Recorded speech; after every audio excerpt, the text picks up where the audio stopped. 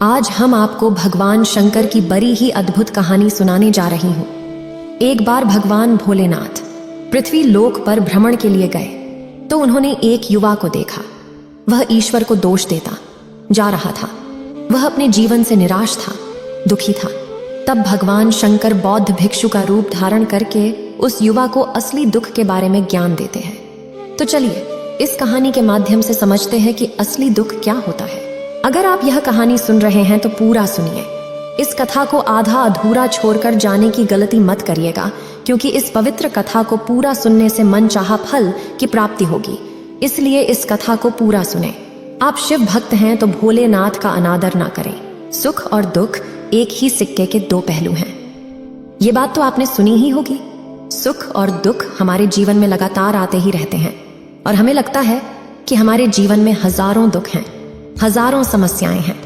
लेकिन अगर आप वास्तविक तौर पर देखें, अगर आप इस बात को अच्छी तरह से समझें, तो आप ये समझ पाएंगे कि हमारे जीवन में केवल एक ही दुख होता है। और दुख क्या है वो हम इस कहानी के माध्यम से जानेंगे। और उस दुख का निवारण, उस दुख का समाधान क्या है, वो भी हम इस कहानी में ही जानेंगे। तो इस कहानी के अंत तक जरूर बने रहिए। एक समय की बात है, एक गांव में एक व्यक्ति रहता था। उसका नाम सोनू था। वह बड़ा आलसी था और अपने जीवन से बहुत निराश था। और उसका कारण यह था कि उसने अब तक अपने जीवन में कुछ भी हासिल नहीं किया था। वह कुछ भी नहीं करता था। उसके घर वाले भी इस बात से बहुत परेशान रहते थे। वे चाहते थे कि वे बाहर जाकर कुछ अच्छा काम करें, कोई अच्छी नौकरी कर ले, लेकिन वह उनकी एक नहीं सुनता था। उसके घर वाले दूसरों का उदाहरण देकर उसे ताने मारते थे, उसे तरह तरह की बातें कहते थे, लेकिन उसे कोई फर्क नहीं पड़ता था। जबकि उसके सारे मित्र कामयाब हो चुके थे। कोई अच्छा व्यापार कर रहा था तो कोई अच्छी नौकरी कर रहा था, जिस कारण जब भी वो लोग मिलते तो वे लोग अपनी बढ़ चढ़कर बड़ाई किया करते। लेकिन सोनू कुछ नहीं करता था, जिस कारण जब भी कोई उससे पूछता कि तुम क्या कर रहे हो, तो वह कुछ नहीं कह पाता। उसे यह कहने में बहुत शर्म महसूस होती थी कि वह कुछ नहीं करता। वो हमेशा सबसे केवल एक ही बात कहता था कि मैं कोशिश कर रहा हूं। लेकिन उसकी कोशिशों का कोई भी फल किसी को नजर नहीं आ रहा था। देखते ही देखते अब ऐसा समय आ चुका था कि सोनू सभी से मुंह छिपाता फिरता, ताकि कोई उसे यह न पूछ ले कि तुम क्या करते हो, जिस कारण वो कभी किसी के सामने भी नहीं आता था। धीरे धीरे उसका मन दुखी होने लगा था। वह बहुत निराश रहने लगा था। उसे अब ऐसा प्रतीत होता था मानो वह इस धरती पर बोझ है, जिस कारण वो अपने आप को बहुत अकेला महसूस करता, बहुत तन्हा महसूस करता। एक दिन तो उसके मन में ये भी विचार उत्पन्न होने लगे कि मेरे हाथों में कुछ नहीं है तो मैं क्या कर सकता हूँ। अकेले बैठकर वह रोता रहा और भगवान को दोष देता रहा। एक दिन छुपता छुपाता वह घर से निकलकर कहीं जा रहा था। तभी उसने रास्ते में देखा कि एक बौद्ध भिक्षु लोगों को प्रवचन दे रहे हैं और प्रवचन में वह दुख की बातें कर रहे हैं। सोनू कुछ देर के लिए अपना मुंह छुपाकर वहीं पर खड़ा हो गया, ताकि उसे कोई देख न ले, और चुपचाप वह उन भिक्षु की बातें सुन रहा था। बौद्ध भिक्षु सभी को प्रवचन में कह रहे थे कि दुख हमारा सबसे बड़ा साथी है। हमें दुख अपने जीवन के बारे में समझाता है और हमें सही जीने का तरीका बताता है। यह हमारे गुरु की तरह है, जिससे हमें सीखना चाहिए। आप चाहें तो अपने जीवन में अपने दुखों को अपना गुरु बना सकते हैं और उससे सीख सकते हैं, या फिर आप चाहें तो अपने दुखों पर बैठकर रो सकते हैं। लेकिन इससे आपको कोई लाभ नहीं मिलेगा, बल्कि आप दिन ब दिन और कमजोर होते जाएंगे, निराश होते जाएंगे। सोनू छुप छुप कर उन बौद्ध भिक्षु की ये सारी बातें सुन रहा था। जैसे ही उपदेश खत्म हुआ, वह उन बौद्ध भिक्षु के पास पहुंचा। उन्हें प्रणाम करके वह कहता है, हे महात्मा, अभी आप कुछ देर पहले दुख को गुरु बता रहे थे। आप कह रहे थे कि दुखों से हमें सीखना चाहिए, हमें उन्हें अपना गुरु बनाना चाहिए। लेकिन मैं भी तो अपने दुखों से परेशान हूँ, अपने जीवन से परेशान हूँ। मैंने अब तक जो दुख झेला है, मुझे तो कभी ऐसा प्रतीत नहीं हुआ कि मेरे दुख मुझे कुछ सिखा रहे हैं, बल्कि मुझे तो हमेशा यही लगता है कि वो मुझे पीड़ा दे रहे हैं, तकलीफ दे रहे हैं। पर दुख की पीड़ा बहुत भयंकर होती है। ऐसा लगता है अब इसके बाद हमारा जीवन समाप्त हो जाएगा, इसके बाद हमें कुछ नहीं मिलने वाला, और यहाँ तक कि हमें मृत्यु भी उसके सामने कम लगती है। जब लोग ताने मारते हैं, जब लोग यह कहते हैं कि तुम क्या कर रहे हो, तो मन को बहुत ठेस पहुंचती है। और मैं उनसे कुछ नहीं कह पाता। सोनू की ये सारी बातें सुनकर वो बौद्ध भिक्षुक सोनू से कहते हैं, बेटा तुम्हें क्या दुख है और तुम दुख के बारे में ऐसी बातें क्यों कर रहे हो? सोनू ने अपने ऊपर बीती हुई सारी बातें उन बौद्ध भिक्षु को बता दी और कहने लगा, हे महात्मा, क्या आपके पास मेरे दुख का कोई समाधान है? सोनू की यह बात सुनकर वो बौद्ध भिक्षु मुस्कुराने लगे और सोनू से कहते हैं, बेटा जब तुम्हारे जीवन में कोई असली दुख आए तब तुम मेरे पास आना, मैं इसका समाधान तुम्हें अवश्य बताऊंगा। उन बौद्ध भिक्षु की यह बात सुनकर सोनू थोड़ा सा अचरज में पड़ गया। उसे यह समझ नहीं आ रहा था कि क्या उसने अब तक जो दुख झेला है वह असली दुख नहीं है। उसने जो अब तक पीड़ाएं सही हैं, जो ताने सहे हैं, जो तकलीफें उठाई हैं, क्या वह असली दुख नहीं है? आगे वह मन ही मन अपने आप से कहता है कि जब मुझे मेरे अपने नहीं समझ पाए तो ये बौद्ध भिक्षु मुझे क्या समझेंगे। इतना सोचकर वह वहां से चला गया। सभी लोगों के ताने सुन सुनकर सोनू बहुत थक चुका था, तो बहुत निराश हो चुका था, जिस कारण उसने निर्णय लिया कि वह अब कुछ करके दिखाएगा। उसने अपने पिता से थोड़ा सा रुपया लिया और उस रुपया से उसने एक व्यापार शुरू किया। उसके पिता बहुत खुश थे कि कम से कम मेरा बेटा कुछ करने का प्रयास तो कर रहा है, लेकिन उसे व्यापार में कोई सफलता नहीं मिल रही थी, जिस कारण वो बहुत ही हताश हो चुका था। वह बहुत निराश हो चुका था। उसे ये समझ नहीं आ रहा था कि वह क्या करे, किस तरह से अपने व्यापार को आगे बढ़ाए। तभी उसके पिता ने उससे कहा, बेटा कोई बात नहीं, इसी तरह से प्रयास करते रहो, आज नहीं तो कल सफलता अवश्य मिलेगी। सोनू ने अपने पिता की बात मानी और अपने व्यापार में और भी कड़ी मेहनत करने लगा। धीरे धीरे उसे सफलता मिलने लगी और फिर उसने रफ्तार पकड़ ली। देखते ही देखते केवल 3 सालों के अंदर वह एक बहुत बड़ा व्यापारी बन गया। अब उसके पास धन दौलत की कोई कमी नहीं थी। लोग जो उसे पहले नापसंद किया करते थे, अब उसे पसंद करते थे, उसकी चिंता करते थे, उसके कार्यों की सराहना करते थे। उसके माता पिता भी अब अपने बेटे से बहुत खुश थे और उसकी सफलता से वे अत्यंत प्रसन्न थे। धीरे धीरे सोनू के मित्रों की संख्या लगातार बढ़ती जा रही थी। सोनू के कुछ मित्रों ने उसे यह भी सलाह दी कि उसे अपना व्यापार और तेजी से बढ़ाना चाहिए, उसे और फैलाना चाहिए। जब तुम आज केवल इस नगर के सबसे बड़े व्यापारी हो तब तुम इतना खुश हो, तुम्हारे साथ ये सारे लोग हैं। वहीं पर तुम सोचो कि जब तुम इस राज्य के सबसे बड़े व्यापारी बन जाओगे तब तुम्हारे यहाँ पर लोगों की भीड़ लग जाएगी। लोग तुमसे मिलने के लिए समय निकालेंगे। यहाँ तक कि इस राज्य का राजा भी तुमसे मिलना चाहेगा, तुम्हारी तारीफ करेगा, और यदि कभी ऐसी जरूरत आन पड़ी तो वह तुमसे धन भी उधार लेने के लिए अवश्य आएगा। सोनू को अपने दोस्त की यह बात बहुत पसंद आई। सोनू ने सोचा कि मेरे मित्र सही कह रहे हैं, मुझे अपने व्यापार को और बड़ा करना चाहिए और फैलाना चाहिए, तभी तो हर कोई मेरे बारे में जान सकेगा, हर कोई मुझे पहचानेगा। उसने बिना देरी किए, अपने समय को बिना गवाए अपने व्यापार में और मेहनत करने लगा। लेकिन अब की बार उसके मन में धैर्य नहीं था, जिस कारण उसने कुछ अनुचित कदम उठाए ताकि उसका व्यापार जल्दी से जल्दी और बड़ा हो जाए। उसने कई लोगों से अधिक मात्रा में धन उधार ले लिया, जिससे उसके ऊपर अब काफी ऋण हो चुका था। और इतना ही नहीं, वो यहाँ पर नहीं रुका। उसने अधिक से अधिक मुनाफा कमाने के चक्कर में अपने माल की गुणवत्ता को भी खराब कर दिया, जिससे अब उसके माल में वह बात नहीं रह गई थी जो पहले हुआ करती थी। लेकिन वह अपने मित्रों की बात सुनता रहा। जैसा उसके मित्र कहते थे वो वैसा ही करता चला जा रहा था। यहाँ तक कि उसने अपने व्यापार को और भी तीव्रता से बढ़ाने के लिए अपने दूसरे छोटे व्यापारियों के खिलाफ षड्यंत्र भी रचने शुरू कर दिए, जिस कारण उसके मन में अब पहले जैसा वह सुकून नहीं था। उसे अब रातों को नींद नहीं आती थी।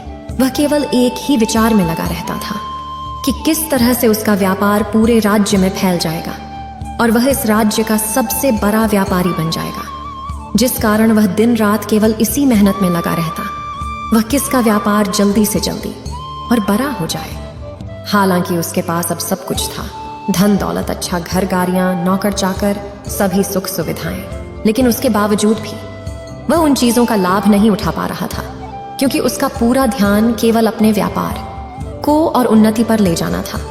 एक दिन सोनू अपने रथ पर बैठकर एक मार्ग से होकर गुजर रहा था। तभी रास्ते में उन्हें गुरुवर का आश्रम पड़ा।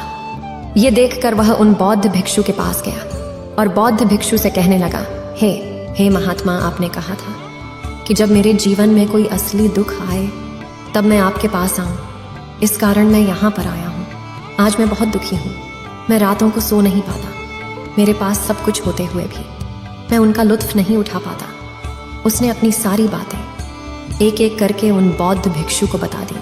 तभी वह बौद्ध भिक्षु सोनू से कहते हैं, बेटा, जब तुम पहली बार आए थे तब भी तुम बहुत दुखी थे, लेकिन तब तुमने अपने दुख से क्या सीखा था? इसके जवाब में सोनू उन बौद्ध भिक्षु से कहता है, हे महात्मा, जब मैं अपने जीवन में कुछ नहीं कर पा रहा था तब मैंने अपने दुखों से यह सीखा था कि केवल सोचने मात्र से कुछ नहीं होगा। उसके लिए हमें कुछ करना भी पड़ेगा, और केवल कोई कर्म करना ही हमें सफल नहीं बनाता, बल्कि उस कर्म को उसके अंजाम तक पहुंचाना हमें सफल बनाता है। फिर चाहे रास्ता कैसा भी हो, फिर चाहे परिस्थितियां कैसी भी क्यों ना हो, फिर चाहे कितनी ही बाधाएं आपके रास्ते में क्यों ना आ जाएं, चाहे ऐसा क्यों ना लगने लगे कि अब आपके जीवन में कुछ नहीं बचा और आप कुछ नहीं कर सकते, तब भी हौसला बनाए रखो, उम्मीद न छोड़े और अपने कार्य पर डटे रहो, यह सोचकर कि जब तक मैं अपने कार्य को सफल नहीं कर लेता, जब तक मैं अपने लक्ष्य तक नहीं पहुंच जाता, तब तक मैं इस कार्य को करता रहूंगा। मैं इस कार्य में अवश्य सफल होकर ही रहूंगा। जबकि बाकी लोग केवल सफल लोगों को महत्व देते हैं, उनके कर्मों को नहीं। सोनू की ये सारी बातें सुनकर वह बौद्ध भिक्षु मुस्कुराने लगे और इस सोनू से कहते हैं, बेटा, जब तुम्हारे जीवन में असली दुख आए तब तुम मेरे पास आना, मैं तुम्हारी समस्या का समाधान अवश्य करूंगा।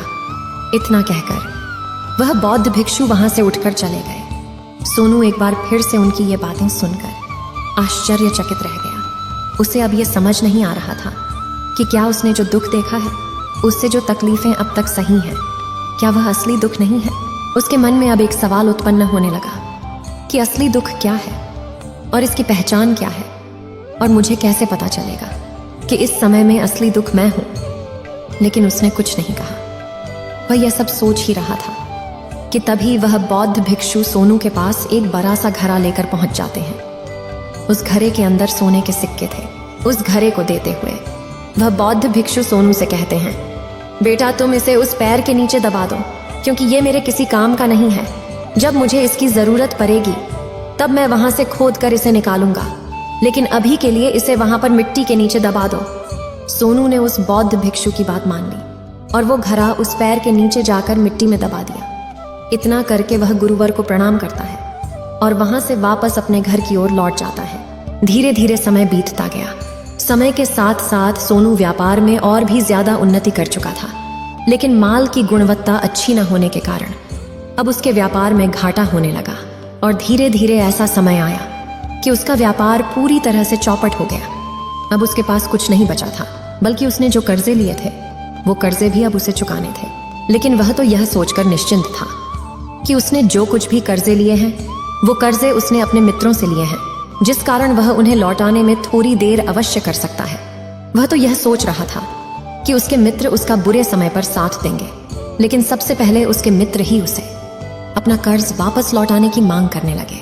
तब सोनू को एहसास हुआ कि कोई भी अपना नहीं है।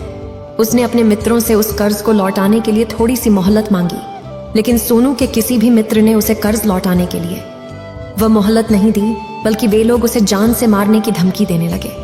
अपने मित्रों के मुंह से यह सब सुनकर सोनू बहुत ही आश्चर्यचकित रह गया। वह जो कुछ सोच रहा था सब कुछ उल्टा पड़ गया। जिस व्यापार के चलते उसके इतने मित्र बने थे, इतने शुभ चिंतक बने थे, वे सब उससे दूर जाने लगे थे। हर कोई उससे पीछा छुड़ाना चाहता था, कोई भी उसका साथ नहीं देना चाहता था। धीरे धीरे उसकी सारी संपत्ति नीलाम हो गई। अब उसके पास कुछ नहीं बचा था। वह सड़क पर आ चुका था। उसने हार मानकर अपने माता पिता से कहा, पिताजी, मेरी मदद कीजिए, मेरे ऊपर बहुत ऋण है, मुझे उसे लौटाना है, कृपा करके मुझे थोड़ा सा धन दे दीजिए। इस पर सोनू के पिता ने सोनू से कहा, बेटा, मेरे पास तो ले देकर बस यही एक छोटा सा घर है। अगर ये अभी मैं तुम्हें दे दूं, यदि मैं इसे भी बेच दूं, तो मैं और तुम्हारी माँ कहाँ रहेंगे? हमें भी दर दर की ठोकरें खानी पड़ेगी, हमें भी सड़कों पर भीख मांगनी पड़ेगी। ले देकर अब हमारे पास केवल यही संपत्ति बची है, इसलिए मैं तुमसे क्षमा मांगता हूँ। अपने माता पिता के मुख से यह सुनकर सोनू चुपचाप वहां से चला गया और मन ही मन वह सोच रहा था कि अब मेरे पास कुछ नहीं बचा, जो था वह तो सब लुट गया, बर्बाद हो गया। अब मैं जीकर क्या करूंगा? अब मेरे पास केवल एक ही रास्ता है जिससे मैं अपने कर्जदारों से अपना पीछा छुड़ा सकता हूँ। यह सोचता हुआ वह एक ऊंची पहाड़ी की ओर पहुंचा। वह पहाड़ी पर चढ़ता ही जा रहा था कि तभी उसे याद आया कि उन बौद्ध भिक्षु ने कहा था कि जब तुम पर असली दुख आए तभी तुम मेरे पास आना, मैं तुम्हारी समस्या का समाधान अवश्य करूंगा। यह सोचकर सोनू के मन में एक बार फिर उम्मीद की। वह लहर दौड़ पड़ी। सोनू तुरंत दौड़ता हुआ उन बौद्ध भिक्षु के पास पहुंचा और सोनू ने उन्हें प्रणाम करके अपने ऊपर बीती हुई हर एक बात उन्हें बता दी और कहने लगा, हे महात्मा, आपने कहा था कि जब मेरे ऊपर असली दुख आएगा तब आप उसका समाधान अवश्य करेंगे। तभी वह बौद्ध भिक्षु सोनू की इस बात को सुनकर मुस्कुराने लगे और कहते हैं, बेटा, कहाँ है असली दुख? जब तुम्हारे जीवन में असली दुख आएगा तो मैं उसका समाधान अवश्य करूंगा। उन बौद्ध भिक्षु के मुख से यह सुनकर सोनू के सब्र का बांध टूट गया और सोनू ने उन बौद्ध भिक्षुओं से कहा, हे महात्मा, आखिरी असली दुख क्या होता है? क्या मैंने आज तक जो भी दुख झेला है, जो भी तकलीफें आज तक मैंने सही हैं, क्या ये दुख नहीं है? क्या इसे दुख नहीं कहते? तभी वो बौद्ध भिक्षु सोनू से कहते हैं, बेटा, पहले तुम मुझे ये बताओ कि तुमने अपने दुख से क्या सीखा है।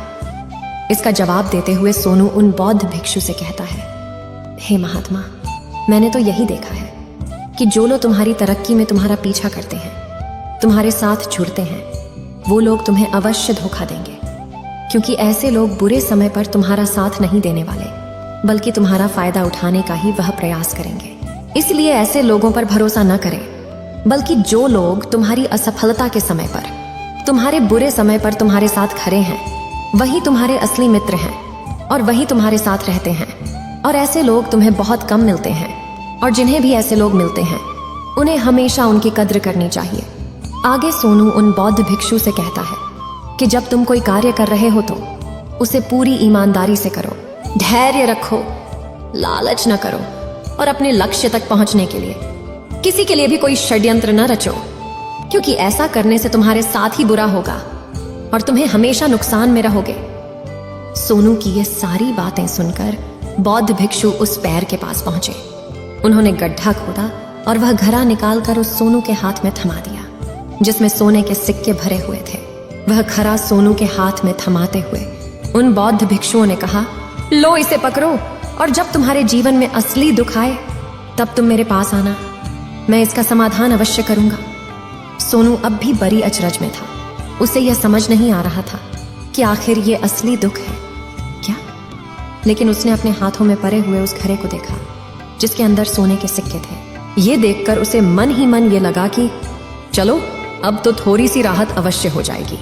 मैं अपने मित्र का वो कर्ज लौटा सकूंगा और एक नया व्यापार भी फिर से आरंभ कर सकूंगा। जिस कारण उसने उन बौद्ध भिक्षुओं को प्रणाम किया, उनका धन्यवाद किया और वहां से चल पड़ा। सोनू ने उस सोने के सिक्कों से सभी का कर्जा लौटा दिया और अपने लिए एक बार फिर से नया व्यापार शुरू किया। व्यापार छोटा था, लेकिन अब की बार सोनू बहुत खुश था।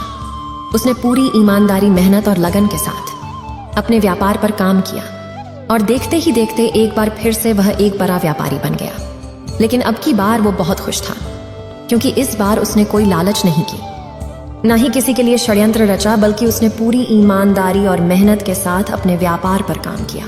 लेकिन जैसे जैसे आप धनी होते जाते हैं, जैसे जैसे आप अमीर बनते जाते हैं, आपके मन में एक डर और उत्पन्न होने लगता है, और वह अपनी दौलत को न खो देना, जिस कारण आप लोग दान करना शुरू कर देते हैं, पुण्य करना शुरू कर देते हैं, लोगों की मदद करते हैं, ताकि आपके जीवन में कभी कोई दुख ना आए। लेकिन यह जीवन सुख और दुख का संगम है, जिस कारण हर किसी को सुख और दुख से होकर गुजरना ही पड़ता है। इसी वजह से एक बार फिर से सोनू के जीवन में एक और दुख उत्पन्न हुआ। अब की बार उसके माता और पिता दोनों की मृत्यु हो गई। सोनू अपने माता पिता से बहुत प्रेम करता था, जिस कारण उसके मन को बहुत गहरा आघात पहुंचा। जब आखिरी बार वह उन्हें देख रहा था तो उसके मन में हजारों सवाल उत्पन्न होने लगे। वह अपने घर लौटा। घर लौटकर उसने देखा कि जिस संपत्ति के लिए वह हमेशा लड़ते झगड़ते रहते थे, आज उसकी देखभाल के लिए कोई नहीं था। उसके माता पिता ने जो भी मेहनत की, जो भी अपने जीवन में इकट्ठा किया, सब यही रह गया। लेकिन अब सब कुछ खत्म हो चुका था। और सोनू का मन अब बहुत बेचैन हो रहा था। उसके मन में हजारों सवाल उत्पन्न हो रहे थे और वह अपने आप को बहुत अकेला महसूस कर रहा था। उसे बहुत खाली सा महसूस हो रहा था। उसने इधर उधर देखा, लेकिन उसे कुछ समझ नहीं आया। तभी उसे उन बौद्ध भिक्षु की याद आई। वे तुरंत ही भागा भागा उन बौद्ध भिक्षु के पास पहुंचा। उसे देखते ही उन बौद्ध भिक्षु ने सोनू से सवाल किया और कहा, क्या बात है बेटा, क्या कोई फिर से दुख आन पड़ा है? तभी सोनू ने कहा, नहीं गुरुदेव, अब तो सब ठीक है, लेकिन आज मेरे माता पिता की मृत्यु हो गई और मैं बहुत अकेला महसूस कर रहा हूँ। मैं बहुत दुखी महसूस कर रहा हूँ, जैसे कुछ खाली सा है, जैसे कुछ अकेलापन सा। तभी वह बौद्ध भिक्षु सोनू से कहते हैं, बेटा, इसमें दुखी होने वाली बात क्या है? यह तो जीवन है, एक दिन तो सभी को जाना है। यहाँ पर कोई भी रहने नहीं आया और ना ही कोई रहेगा। हम सब एक न एक दिन मृत्यु को प्राप्त हो ही जाएंगे, और मृत्यु कब आएगी ये किसी को नहीं पता। हो सकता है कि तुम्हारी मृत्यु कल ही हो जाएगी, या फिर आज और अभी। यह सुनकर सोनू आश्चर्यचकित रह गया। उसने उन बौद्ध भिक्षु से कहा, हे महाराज, आप ये क्या कह रहे हैं? मैं तो अभी जवान हूँ और मुझे तो अभी अपनी पूरी उम्र जीना है। मैं तो जीना चाहता हूँ, कुछ करना चाहता हूँ, और आप कह रहे हैं कि मैं कभी भी मृत्यु को प्राप्त हो सकता हूँ। इस पर वो बौद्ध भिक्षु सोनू से कहते हैं, बंदे, इस भ्रम में मत रहना कि मृत्यु केवल बूढ़े को आती है। बूढ़ों के सामने तो उनके जवान बच्चे तक मर जाते हैं। मृत्यु कभी किसी की उम्र देखकर नहीं आती और ना ही किसी को बताकर आती है। उन बौद्ध भिक्षु के मुख से ये सारी बातें सुनकर सोनू और भी ज्यादा बेचैन हो गया और वो चुपचाप वहां से चला गया। उसके मन का वो खालीपन अब भी वैसे ही था। वह भी अपने आप को बहुत अकेला महसूस कर रहा था। उसके बाद से उसका मन अपने व्यापार में भी नहीं लगता। जब भी वह कोई कार्य करता तो उसके मन में ढेर सारे प्रश्न उठने लगते हैं। वो क्या कर रहा है, क्यों कर रहा है, और उसने इस कार्य को क्यों किया? उसके मन में अब एक और प्रश्न उत्पन्न होने लगा था, क्या हम यहाँ पर केवल इसीलिए आते हैं कि इस जीवन को भोगे और एक दिन मृत्यु को प्राप्त हो जाए? वह यह समझ नहीं पा रहा था कि जीवन का असली मतलब क्या है। उसने कई विद्वानों से पूछा, अपनी तरफ से जो मुमकिन हो सकता था खोजबीन की, लेकिन उसे कोई भी जवाब नहीं मिल पा रहा था। और जब उसे कोई जवाब नहीं मिला तो उसका दुख और भी बढ़ गया, जिस कारण उसके मन की बेचैनी और भी बढ़ चुकी थी। और उसे यह समझ नहीं आ रहा था कि वह क्या करे, कहाँ जाए, किससे पूछे। तभी उसे फिर से उन बौद्ध भिक्षु की याद आई। वे एक बार फिर से उन बौद्ध भिक्षु के पास पहुंचा और उसने अपने मन की सारी बातें उन गुरुवर को बता दी। तभी वो बौद्ध भिक्षु मुस्कुराने लगे और सोनू से कहते हैं, बेटा, आज पहली बार तुम्हारे जीवन में असली दुख उत्पन्न हुआ है। वास्तव में तो यही है जिसे हम दुख कह सकते हैं, जो दुख कहलाने लायक है कि हमें पता ही नहीं हम क्या कर रहे हैं, कहाँ जा रहे, क्यों जा रहे हैं, वो कौन है, क्या है, क्यों है, हम क्या करना चाहते हैं। तभी सोनू ने कहा, हे महात्मा, मेरे इस दुख का समाधान कीजिए, मुझे इस दुख का निवारण दीजिए। तभी वह बौद्ध भिक्षु सोनू से कहते हैं, हम सबके अंदर क्रोध, लालच, लोभ जैसी कई वासनाएं हमारे अंदर घर करके बैठ जाती हैं, जिस कारण हम अपने जीवन को टुकड़ों में जीते हैं और हमारी चेतना कभी एक नहीं हो पाती। हम कभी एक जगह सोच नहीं पाते, समझ नहीं पाते, और हमारी ऊर्जा शक्ति भी पूरी तरह से छिन्न भिन्न हो जाती है। और आजकल के इस दौर में हमारे पास तो इतना भी समय नहीं कि हम एक पल निकाल करके, एक पल के लिए मुड़ कर अपने आप को देख सकें, अपने आप को समझ सकें। वास्तविकता में हर कोई यहाँ पर अपने जीवन भर केवल दुख दुख कहकर चिल्लाता रहता है। उसका समाधान निकालने का हर मुमकिन प्रयास करता है, लेकिन जिसे हम दुख समझते हैं वह तो दुख है ही नहीं, तो इसका समाधान आपको कहाँ से मिलेगा? ये तो परिस्थितियां हैं जिसके कारण हम अपने आप को दुखी समझते हैं, अपने आप को तकलीफ में समझते हैं। जैसे हम एक परिस्थिति से निकलते हैं, हम किसी दूसरी परिस्थिति में फंस कर रह जाते हैं। जिस प्रकार हम पहली समस्या का सामना करते हैं, उसी प्रकार हम दूसरी समस्या का भी सामना करते रह जाते हैं। और जब हम इन परिस्थितियों से हार मान लेते हैं, जब हमें लगता है कि अब कोई रास्ता नहीं बचा, तब हमारे सामने हमें केवल एक ही रास्ता नजर आता है, और वह है मृत्यु। लेकिन यह कोई समाधान नहीं है, ये कोई रास्ता नहीं है। इसलिए यदि आप सचमुच अपनी समस्याओं का समाधान चाहते हैं तो अपने आप को इकट्ठा करना सीखें। अपनी ऊर्जा को इस संसार में वापस कीजिए, उसे एक कर और अपने ऊपर ध्यान लगा। मृत्यु से पहले अपने आप को पहचानो, अपने आप को जानो, अपने आप को बिखरने न दो। तभी सोनू उन बौद्ध भिक्षु से कहता है, हे महाराज, तो क्या हमें इस जीवन को नहीं जीना चाहिए? क्या हमें अपनी इच्छाओं को नहीं पूरा करना चाहिए? तभी वह बौद्ध भिक्षु सोनू के इस सवाल का जवाब देते हुए कहते हैं कि हमें किसी से भी लगाव नहीं रखना चाहिए, हमें अपनी इच्छाओं को मार देना चाहिए, हमें संपत्ति इकट्ठा नहीं करनी चाहिए, क्योंकि हम मनुष्य की इच्छाएं, कामनाएं, वासनाएं ऐसे होती हैं जैसे मानो कि एक पर्वत से गिरता हुआ झरना, जिस पर किसी का नियंत्रण नहीं है सिवाय देखते रहने के और परेशान होने के। लेकिन जब तुम अपने ऊपर ध्यान देने लगते हो तब तुम अपने आप को पहचान जाते हो, समझ जाते हो, तब तुम इस पर नियंत्रण पा सकते हो। तब इच्छाएं भी तुम्हारे वश में होती हैं और फिर तुम चाहो तो उन इच्छाओं पूर्ति भी अवश्य कर सकते हो। गुरुदेव की ये सारी बातें सुनकर सोनू ने गुरुदेव से कहा, हे महाराज, आपका बहुत बहुत धन्यवाद। आपने मेरी सबसे बड़ी समस्या का समाधान आज कर दिया है। मैं आज से अपने आप को एकत्रित करूंगा। गुरुदेव, मानव शरीर में बहुत ऊर्जा है, बहुत शक्ति है, पर वह बेकार के कामों में लग जाती है, जिस कारण हमारा जीवन भी बेकार की चीजों में लगा रहता है। लेकिन हम कभी भी इस पर अपना ध्यान नहीं देते, हम कभी भी अपनी ऊर्जा को केंद्रित नहीं करते, अपने ऊपर कभी ध्यान नहीं देते। हमारा जीवन भी कुछ ऐसा ही है। हम अपने जीवन में हमेशा अपने आप से ऊपर वाले से सवाल करते रहते हैं कि हमारे जीवन में इतना दुख क्यों है। हम सभी के मन यह सवाल तो अवश्य ही उठता है, और इसका जवाब है कि वह ईश्वर यह चाहता है कि हम अपने जीवन के अंतिम दुख तक पहुंच सकें, उस गहराई तक पहुंच सकें जहां पर हमें यह पता चल सके कि हमने अभी तक अपने आप को नहीं जान, अपने आप को नहीं पहचाना। मानव शरीर के अंदर जो ऊर्जा है, जो शक्ति है, उसके बारे में हम अभी तक नहीं जानते। हम अपने आप को चाहे तो एकत्रित कर सकते हैं, अपने आप पर नियंत्रण पा सकते हैं, लेकिन हम अपनी इस ऊर्जा का बेअर्थ उपयोग करते रहते, व्यर्थ की चीजों में लगा देते, जिस कारण हम अपने आप को कभी नहीं पहचान पाते और ना ही कभी अपने आप पर नियंत्रण पा सकते हैं। लेकिन यदि आप अपने आप को जानना चाहते हैं, अपने आप को पहचानना चाहते हैं, तो पहले आपको खुद को एकत्रित करना होगा, अर्थात ध्यान लगाना होगा।